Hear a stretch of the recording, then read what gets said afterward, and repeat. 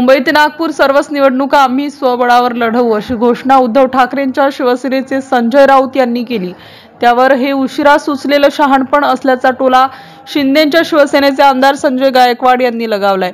भाजपा शिवसेना एकत्रित हिंदुत्वाच्या विषयावर निवडणूक लढले, त्यानंतर काँग्रेस राष्ट्रवादी सोबत जाण्याची गरज नसताना केवळ मुख्यमंत्री पदाच्या हव्यासापोटी तिकडे गेलेत आणि सर्व नाकातोंडाची माणसे गमावून बसले।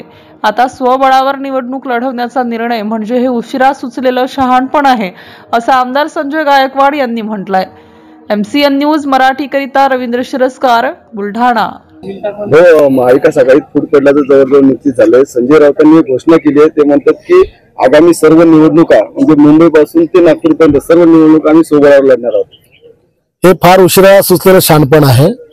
ज्या वेळेला भाजप शिवसेना म्हणून आपण मागच्या विधानसभेला जनतेसमोर गेलो आणि हिंदुत्वावर मतं मागितली, त्याच वेळेला भाजपाला सोडून काँग्रेस सोबत महाविकास आघाडी काँग्रेस राष्ट्रवादी जाण्याची आवश्यकता नव्हती, पण मुख्यमंत्री पदाच्या हव्यासाकरता आपण युती धर्म पाळला नाही।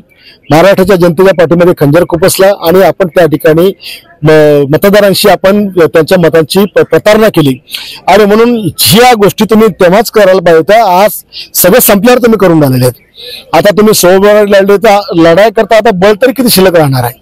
तुम्ही सगळे तर चांगले नाकाडोळ्याचे लोक आपण घालून बसलो, कर्तृत्ववान लोक घालून बसलो, शेवटी पुन्हा सगळ्या लोकांना उभं करायचं मला तर एवढं सोपं असते।